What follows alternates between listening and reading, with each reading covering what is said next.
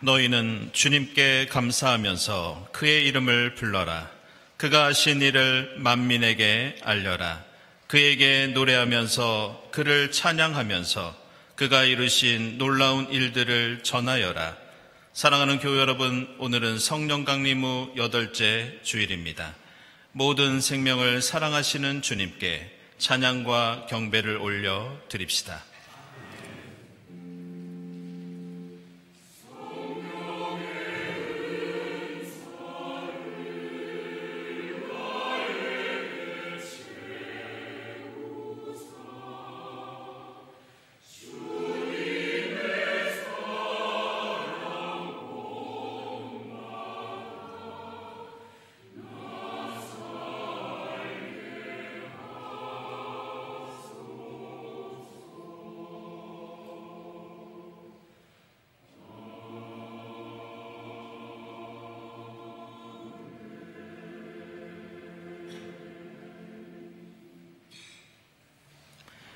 주님께 감사드려라. 그는 선하시며 그의 인자하심이 영원하다.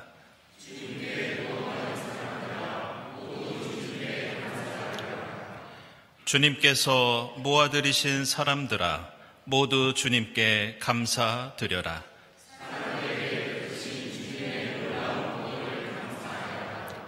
주님께서는 목마른 사람에게 물을 실컷 마시게 하시고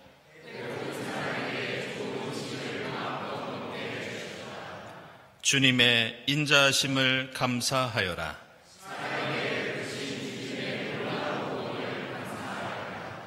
아멘.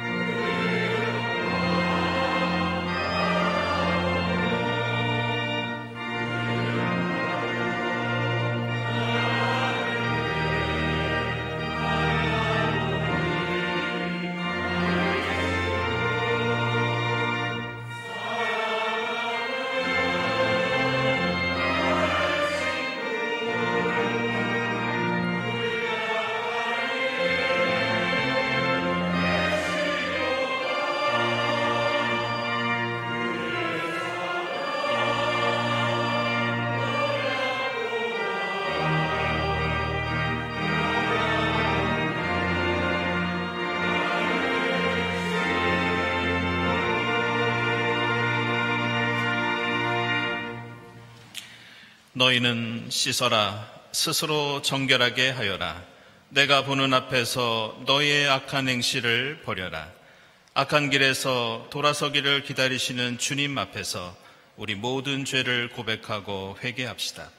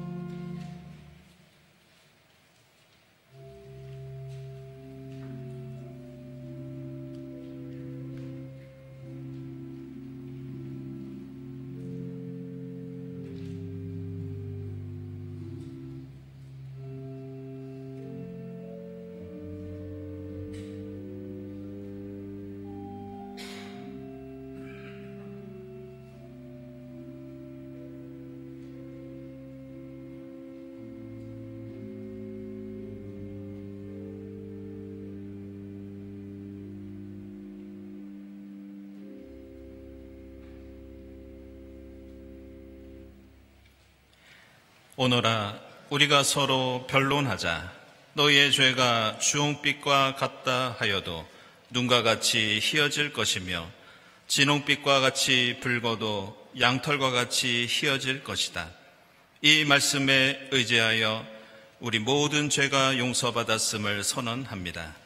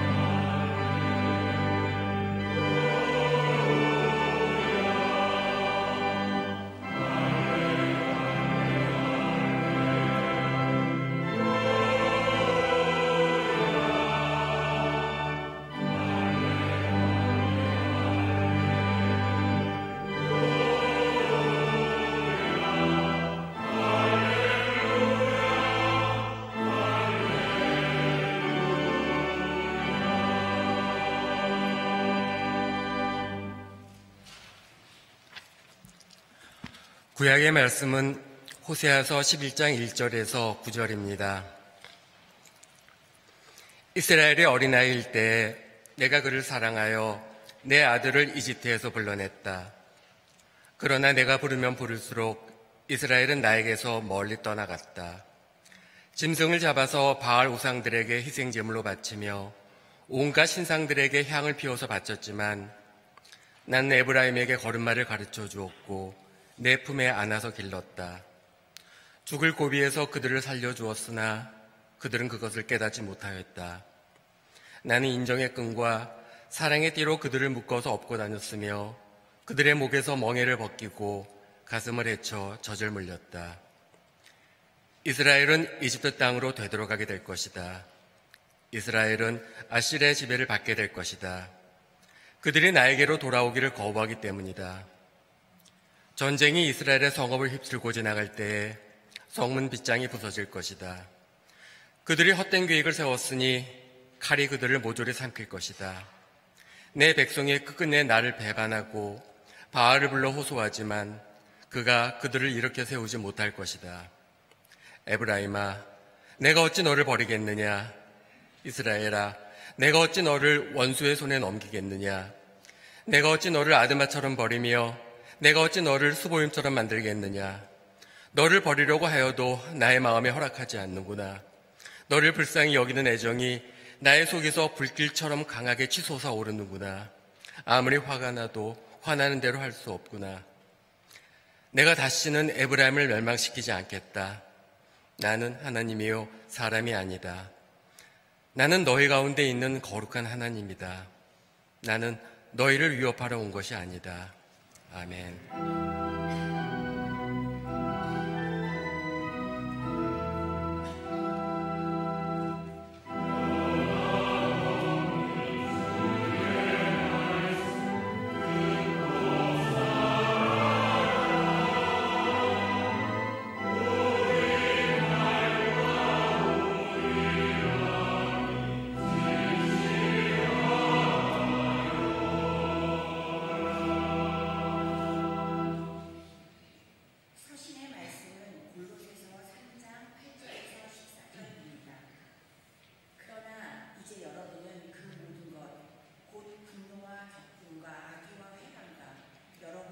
나오는 부끄러운 말을 버리십시오.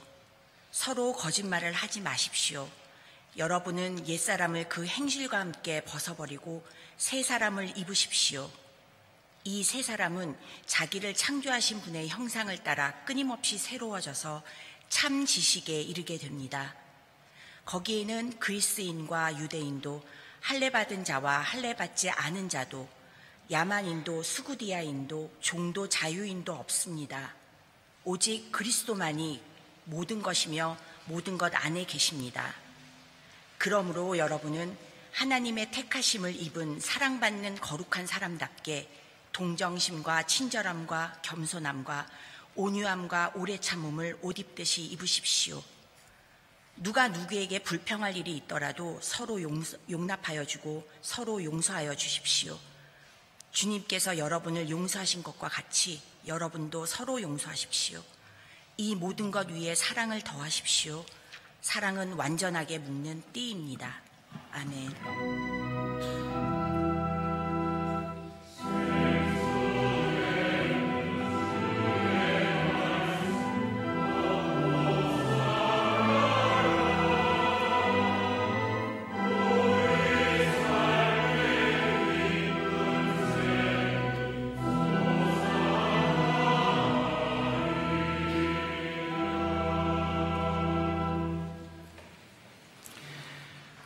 복음의 말씀은 누가복음서 12장 13절부터 21절까지입니다. 무리 가운데서 어떤 사람이 예수께 말하였다. 선생님, 내 형제에게 명해서 유산을 나와 나누라고 해주십시오. 예수께서 그에게 말씀하셨다. 이 사람아, 누가 나를 너희의 재판관이나 분배인으로 세웠느냐? 그리고 사람들에게 말씀하셨다. 너희는 조심하여 온갖 탐욕을 멀리하여라. 재산이 차고 넘치더라도 사람의 생명은 거기에 달려있지 않다. 그리고 그들에게 비유를 하나 말씀하셨다. 어떤 부자가 밭에서 많은 소출을 거두었다. 그래서 그는 속으로 내 소출을 쌓아둘 곳이 없으니 어떻게 할까 하고 궁리하였다. 그는 혼자 말하였다. 이렇게 해야겠다. 내 곡간을 헐고서 더 크게 짓고 내 곡식과 물건들을 다 거기에다가 쌓아두겠다. 그리고 내 영혼에게 말하겠다. 영혼아, 여러 해 동안 쓸 많은 물건을 쌓아두었으니 너는 마음 놓고 먹고 마시고 즐겨라. 그러나 하나님께서 말씀하셨다. 어리석은 사람아, 오늘 밤에 내 영혼을 내게서 도로 찾을 것이다. 그러면 내가 장만한 것들이 누구의 것이 되겠느냐?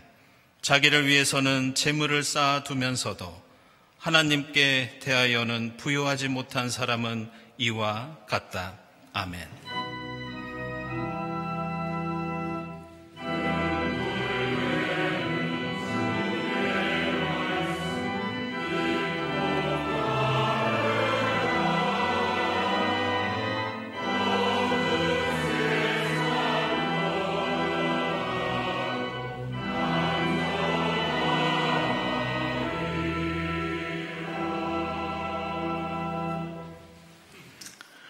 친교와 소식 시간입니다. 오늘은 성령 강림 후 8번째 주일입니다. 이 자리에 함께 하신 교우들, 또 온라인으로 예배드리고 계신 교우들 환영합니다.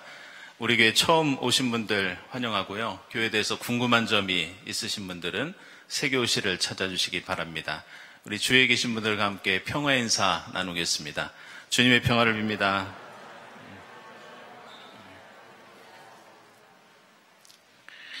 네, 교우 소식입니다. 우리 홍윤아 집사님 전시회가 있습니다. 핸드 아티 코리아 7일부터 10일까지 코엑스에서 진행되겠습니다. 축하드립니다.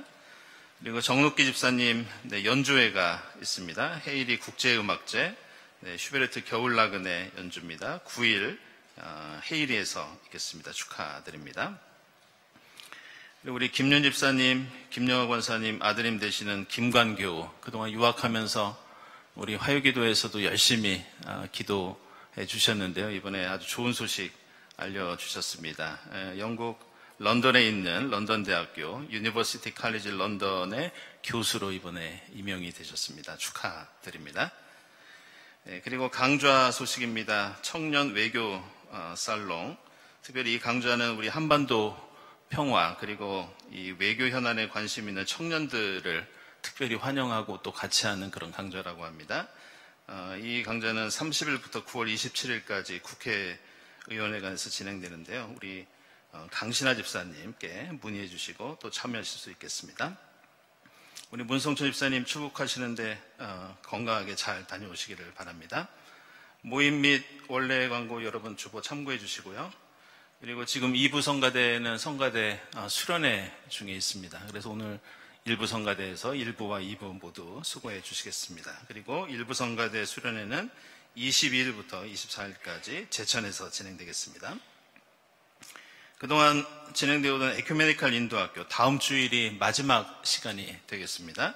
오후 1시 30분부터 다음 주일에 진행되겠습니다. 그리고 평화위원회 주간 평화를 위한 행진 13일부터 14일까지 강화도에서 진행됩니다. 창조절 바자회 위한 물품 수고 일정 참고해 주시고요. 그리고 8월 안내위원, 그리고 다음 주일 예배위원, 그리고 또 교회 곳곳에서 수고해 주시는 여러분들께 감사를 드립니다. 그리고 오늘 저희 예배 때 그 저녁 후에 첫 예배를 드리는 교우가 있습니다. 우리 일부 성가대에 있는 정민혁 교우, 지금 성가대석에 계신데 어디 계시죠? 네, 여러분들 환영의 박수 한번 부탁드리죠. 네, 그리고 오늘 저희들이 이제 설교회 성찬 예식을 칠 텐데요. 오늘 우리 교회에 처음 오신 분들이 있어서 제가 잠시 안내 말씀을 좀 드리겠습니다. 여러분들 성찬 예식에 참여하실 때에는 앞에 나오셔서 두 손을 포개고 손바닥을 위로 놓으시면 저희가 성채를 그 위에 올려드릴 겁니다. 그럼 아멘 하고 받으셔서 포도주에 찍어서 드시면 되겠습니다. 감사헌금 주님께 드리고 선한 이웃 헌금, 특별 목적 헌금 하나님께 드립니다. 그리고 박재현 장로님, 한경혜 권사님 얼마 전까지 전시회 우리 갤러리에서 진행되었는데요. 감사하시면서 오늘 떡을 대접해 주셨습니다. 고맙습니다. 함께 기도드리겠습니다.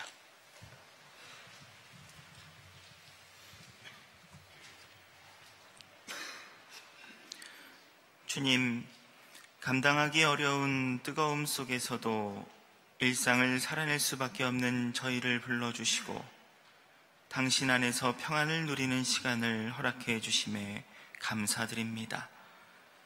저희 평안과 달리 세상 속 끊이지 않는 분쟁과 다툼 가운데 마냥 멈칫거리는 저희에게 담대한 용기와 힘을 허락하시어 영원히 살아 역사하시는 예수의 삶이 오늘 저희에게서도 엿보이기를 소망합니다.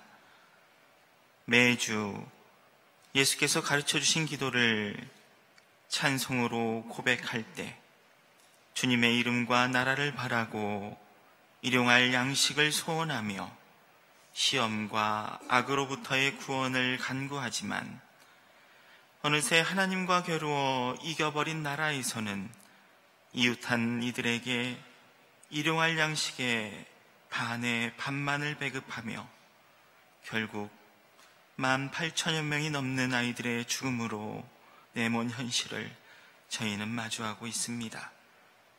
오 주님, 혹여 저희 역시 교회라는 이름, 주님의 울타리 안에 있다는 착각 속에서 주의 이름으로 생명 아닌 죽음에 동조할 때가 있는 것은 아닌지요. 여인 얼굴과 메마른 손으로 곤욕 속에서 수없이 많은 거절을 당하며 살아가는 세상 낮고 작은 이들 곁에, 누구도 도울 수 없는 소외받은 이들의 곁에 주님 그곳에 계심을 저희 믿고 또 아오니, 저희 또한 삶의 한순간 길 잃은 양과 같이 헤매이며 낮고 작은 자리에 있을 때, 아픔 속에서 신음할 때, 외로워 낭망할 때에, 언젠가는 마주할 마지막 숨 내뱉는 그곳에 주님 함께 있을 것을 저희 잊지 않게 하옵소서. 하여 비오니 이렇게 저희 모여 땅을 향해 고개 숙였지만 뜻은 하늘을 향해서 올리오니, 주님 저희의 마음을 주장하시어 이 땅 주님의 자녀로 살아가게 하옵소서. 경동 공동체, 전시와 연주를 비롯한 교우들의 여러 소식들 가운데서 서로 사려 깊게 하시고, 인도학교를 비롯한 여러 배움들 속에서 단순한 지식이 아닌 주님의 뜻, 우리 곁에 어디에 있는지를 묻는 지혜를 허락하시고, 이곳과 저곳 교회 안에서 섬기는 손길은 물론 평화와 생명, 나눔을 향하는 경동의 지경이 더욱 넓어지기를 소망합니다. 무엇보다 주님, 이러한 모든 것을 이루는데 주님께서 일러주신 사랑이 저희 안에 가득하기 원하오니, 선포되는 말씀 속에서 저희가 나아가야 할 방향을 찾게 하옵소서. 이 시간 성가대의 찬양에 저희의 마음을 담아 올립니다. 기쁘게 받아주시고 성찬의 감사가 저희 삶에서 그치지 않도록 성령이시여 저희를 주장해 주옵소서. 모든 강구 우리를 다스리시는 구주 예수님의 이름으로 기도드립니다. 아멘.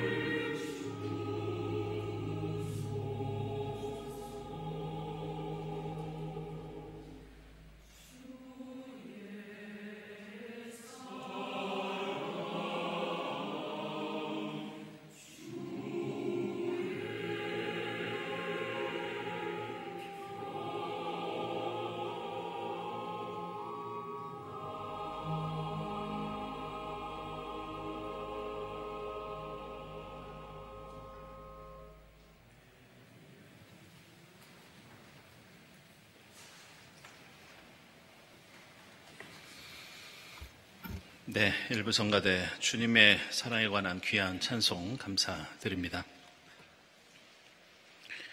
우리는 사랑이라고 하면 먼저 내가 누구를 사랑하고 또 어떻게 사랑해야 할지 주로 사랑의 대상과 방법에 대해서 생각합니다. 그러나 오늘 우리가 읽은 골로새서에는 조금 급진적인 사랑의 내용이 등장합니다. 그리스도인이 추구해야 할 사랑의 본질이 무엇인지 이것을 존재론적으로 우리에게 설명해주고 있는 것이 오늘 말씀입니다.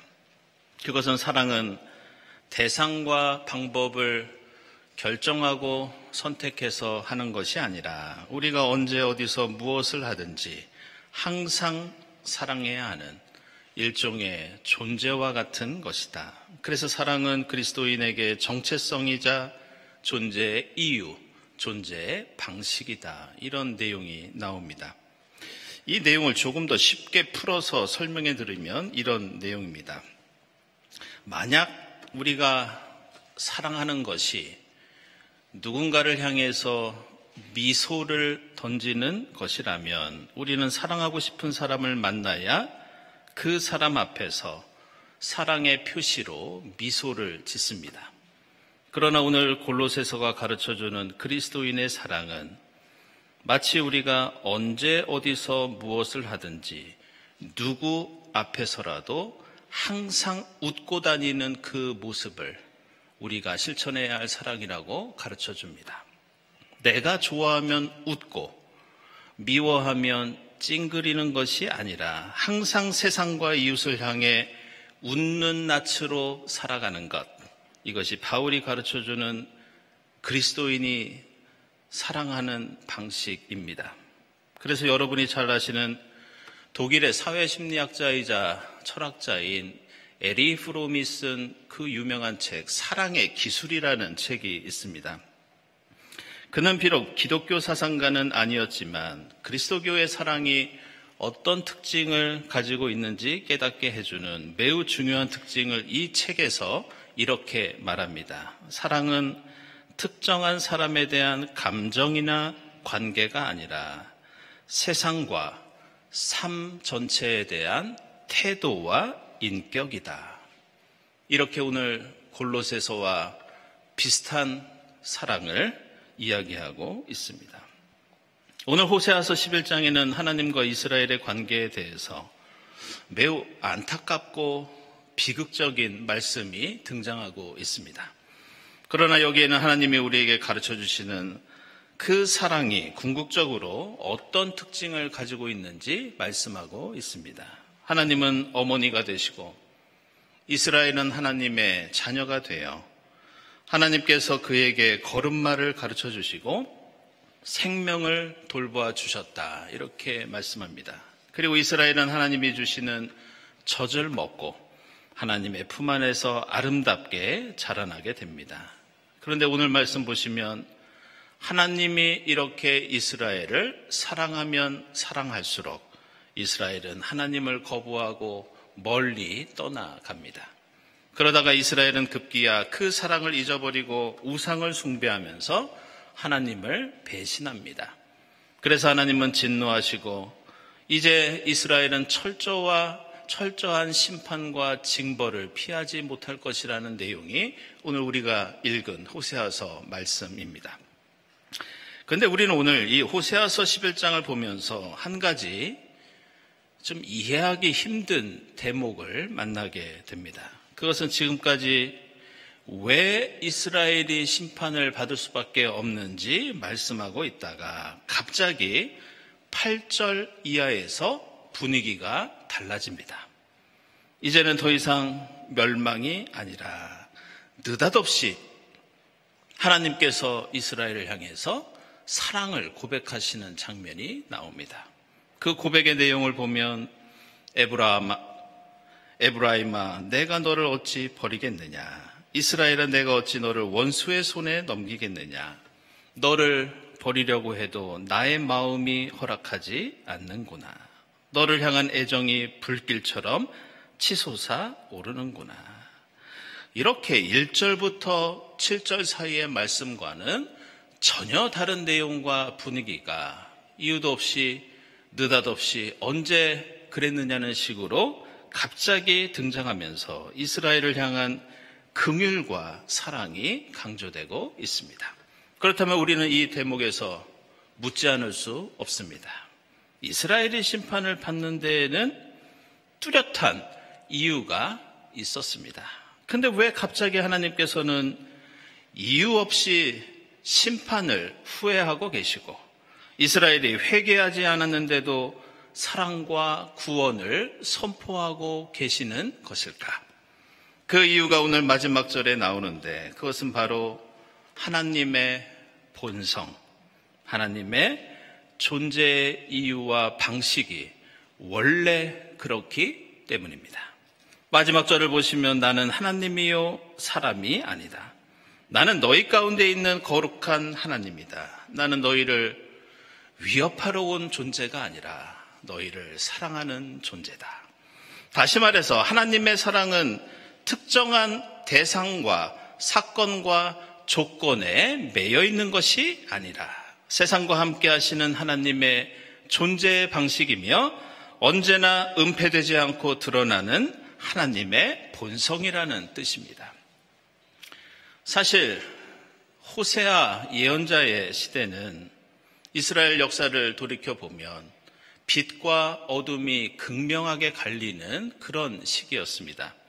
당시 이스라엘은 기원전 8세기로서 이스라엘 역사상 가장 발달하고 경제적으로 가장 부흥하던 시대가 이 호세아 예언자의 시대였습니다. 그런데 아이러니컬하게도 호세아의 시대는 우상 숭배가 가장 심했고 가난하고 연약한 사람들을 괴롭히고 억압하는 착취가 가장 심한 시대이기도 했습니다. 하나님의 뜻을 저버린 어둠과 죄악의 시대가 바로 이때였습니다. 따라서 하나님께서 그들에게 징벌을 내리시고 심판을 결정하신 것은 당연한 일이었습니다. 그래서 구약 성경에 나오는 여러 예언서들 가운데 가장 엄중한 심판의 메시지가 담겨있는 책이 이 호세아서와 호세아 예언자와의 동시대였던 아모스서, 미가서가 가장 무서운 심판의 메시지를 담고 있습니다. 그래서 우리는 호세아, 아모스, 미가서를 읽을 때마다 그 철저하고 잔인한 하나님의 징벌 때문에 마음이 무겁고 답답할 때가 많이 있습니다. 그런데 우리가 주목할 것은 이렇게 철저한 심판을 예고하는 동시대의 호세아, 아모스, 미가서지만 이 시대에 빠지지 않고 반드시 함께 등장하는 말씀이 있는데 그것은 바로 하나님의 사랑, 하나님의 용서, 하나님의 구원과 은혜의 말씀입니다. 오늘 읽은 호세아서 11장뿐만이 아니라 1장 7절 이하에서도 이스라엘은 죄를 지었지만 하나님께서는 이유 없이 그냥 회복을 선언하십니다. 호세아서 2장에서도 이스라엘은 하나님을 배반했지만 하나님의 변함없는 사랑과 구원을 말하고 있고 6장에서도 하나님은 근거 없이 그냥 고쳐주시고 싸매주시고 일으켜 세워주신다고 약속하십니다. 14장에서도 경제적인 풍요 때문에 타락했던 이스라엘 백성들인데도 불구하고 놀랍게도 하나님께서는 앞으로도 풍성한 곡식과 포도주를 베풀어 주실 것이라고 그렇게 말씀합니다. 이것은 매우 잔인한 심판을 예고하는 같은 시대의 아모스서와 미가서도 마찬가지입니다. 아무리 하나님께서 분노하시고 파멸을 예고하시지만 언제나 하나님께서는 자신의 그 사랑을 포기하지 않으십니다. 그래서 미가 예언자는 미가서 7장에서 구원과 희망을 말하였고 냉철한 정의의 예언자였던 아모스조차도 철저한 심판을 경고하다가 갑자기 아모스서 9장에서 하나님의 회복과 은혜를 선포합니다. 이런 이유로 오늘 골로새서에서 사도 바울은 하나님의 그 사랑을 우리가 배우고 본받아서 그리스도인이 어떤 사랑을 해야 하는지 우리에게 가르쳐주고 있습니다. 그것은 오늘 3장 10절에서 이제 예수 그리스도를 믿게 되었으니 옛사람을 벗어 던지고 새로운 존재, 새 사람을 입으라고 말씀하고 있습니다. 당시 로마 시대에 이 옷이라는 것은 단순히 몸을 보호하거나 멋을 내는 용도뿐만이 아니라 그 사람의 신분과 정체성, 그리고 그 사람의 도덕성을 드러내는 그런 상징이었습니다. 따라서 오늘 말씀에서 옛사람을 버리고 새 사람을 입으라는 사도 바울의 가르침은 예수 믿고 새로운 존재, 새로운 정체성과 윤리를 가진 사람이 되었다는 그런 뜻입니다. 그런데 사도 바울은 이 대목에서 이 사랑을 설명하면서 특별히 덧붙이고 있는 어떤 특별한 표현 하나가 더 있는데 이것이 그리스도의 사랑을 이해하는데 매우 중요한 단서를 제공합니다.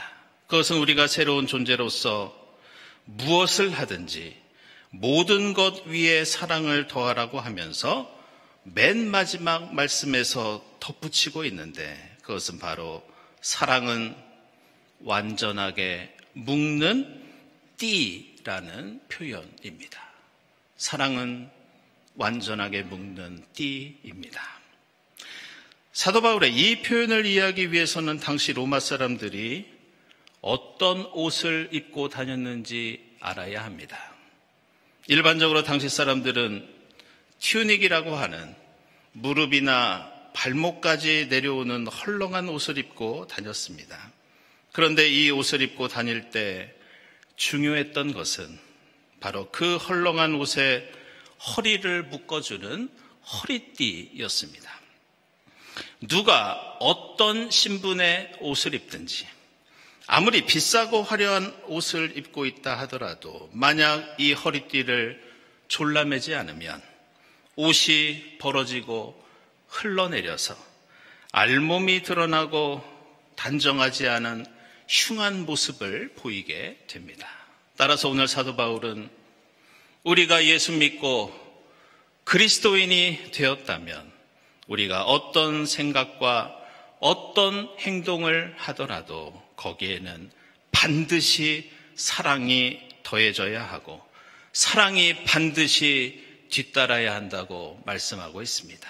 만약 내가 세상에서 아무리 가치 있는 것을 추구하고 실천한다 하더라도 만약 거기에 사랑이 없다면 그것은 허리띠를 하지 않은 사람의 행색처럼 우스꽝스럽고 부끄럽고 수치스러운 일이 될 수 있다고 경고하고 있는 것이 오늘 골로새서 말씀입니다.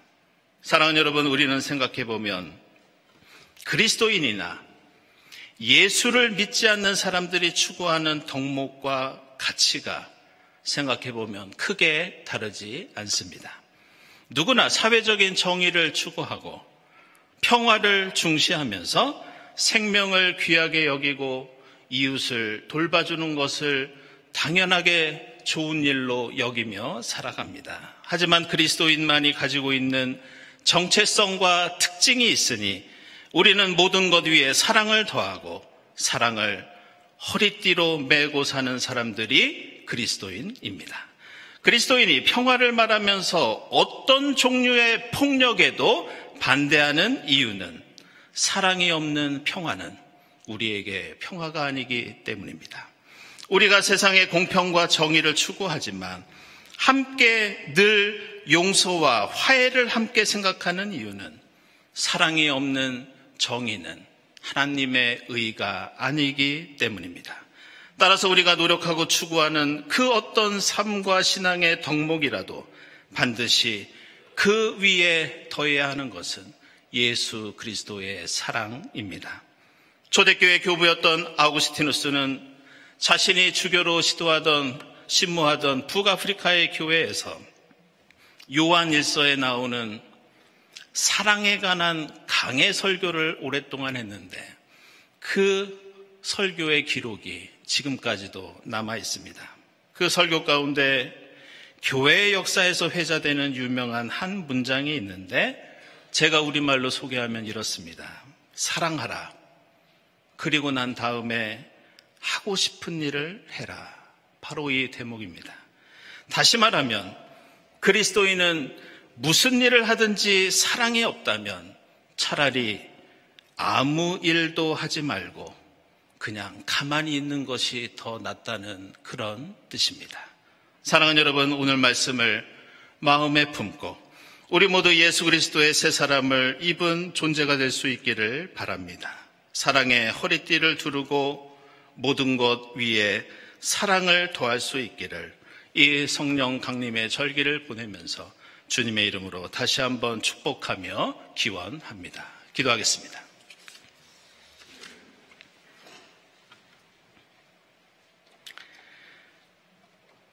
하나님, 저희에게 귀한 사랑을 베풀어 주시고 가르쳐 주시니 감사합니다. 저희가 무엇을 하든지 모든 생각과 행동 위에 사랑을 더하게 하시고 사랑의 허리띠를 두른 새 사람으로서 부끄럽지 않은 삶을 살아가도록 인도해 주시옵소서. 예수 그리스도의 이름으로 기도드리옵나이다. 아멘.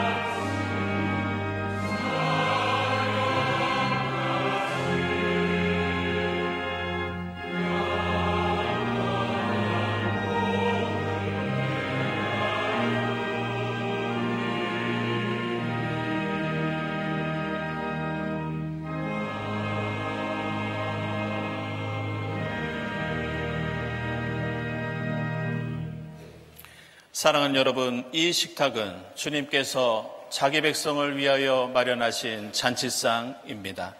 주님께서는 주님을 믿고 그 뜻대로 살고자 하는 모든 사람을 이 잔치상에 초청하십니다. 이 성만찬을 통하여 부활의 주님을 만나고 성령의 충만함을 입어 이 땅에 생명과 사랑의 역사를 이루는 여러분이 될 수 있기를 바랍니다. 주님께서 여러분과 함께 하시기를 빕니다. 여러분의 마음을 드높이십시오. 우리 주 하나님께 감사드립시다. 거룩하신 하나님, 저희를 십자가 사랑으로 구원하시기 위해서 하나님께서는 예수 그리스도를 죽음에 두지 않으시고 다시 일으켜 세우셔서 영원한 생명을 보여주셨습니다.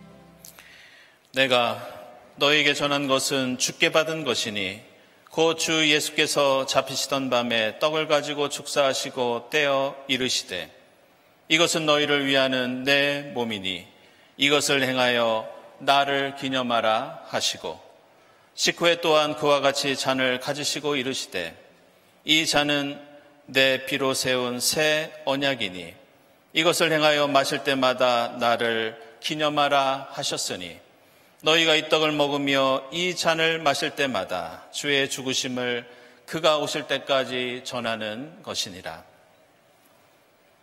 하나님, 보혜사 성령을 지금 저희에게 보내주사 이 떡과 잔을 성별케 하옵소서. 성령께서 여기 모인 저희와 임마누엘로 함께 하사 이 떡과 포도주로 영원한 생명의 양식이 되게 하시며 이것을 먹고 마심으로써 부활의 새 사람이 되어 이 땅에 생명의 복음을 전하는 주님의 제자가 되게 하옵소서. 예수 그리스도의 이름으로 기도드리옵나이다. 아멘.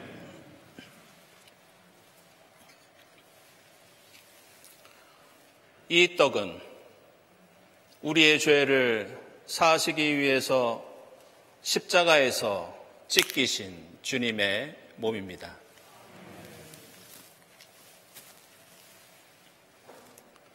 이 잔은 우리를 구원하시기 위해서 십자가 위에서 흘리신 주님의 보혈입니다.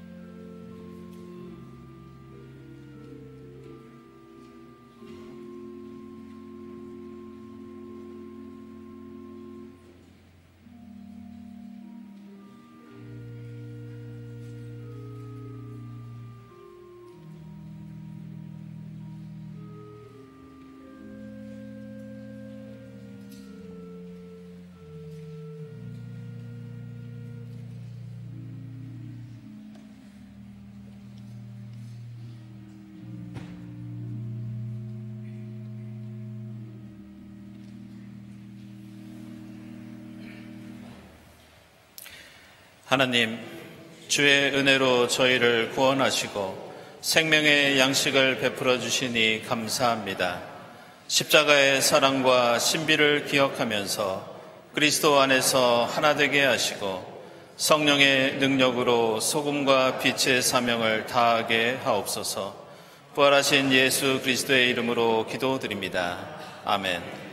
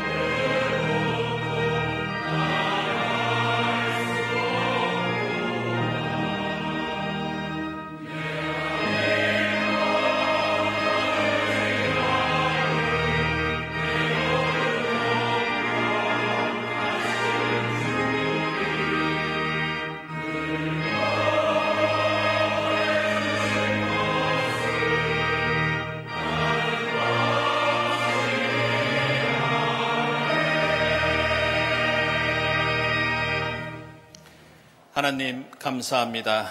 무더운 날씨 속에서도 저희들을 지켜주시고 거룩한 주일 주님 앞에 나와 함께 예배드리게 하시니 감사합니다. 하나님, 지금 여기까지 저희들을 에베네셀로 인도해 주시고 보호해 주셨사오니 앞으로도 임마누엘로 함께 해주시고 저희가 가는 길에 주님께서 동행해 주시고 인도해 주시옵소서. 주님 은혜에 감사하면서 정성껏 예물을 드리오니 이 예물이 이 땅에 하나님 나라와 의를 위해 사용되게 하시고 이 예물을 바치는 손길들을 기억하사 주님 뜻 안에서 하늘의 복을 풍성히 누리게 하옵소서. 예수 그리스도의 이름으로 기도드리옵나이다. 아멘.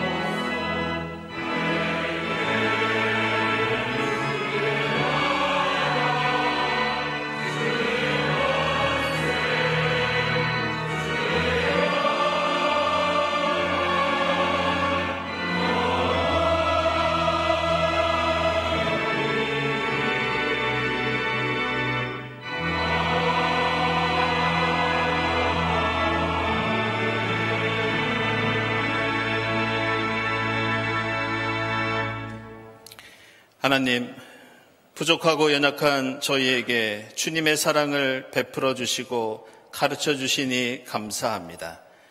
저희가 언제 어디서 무엇을 하든지 모든 생각과 행동 위에 사랑을 더하게 하옵소서. 십자가와 부활로 새 사람이 되었으니 사랑의 허리띠를 두르고 부끄럽지 않은 그리스도인의 삶을 이어가도록 성령께서 인도해 주시옵소서. 이 모든 감사와 간구 위에 성부와 성자와 성령 삼위일체 되신 하나님의 은총이 지금부터 영원까지 함께하옵시기를 간절히 축원하옵나이다. 아멘.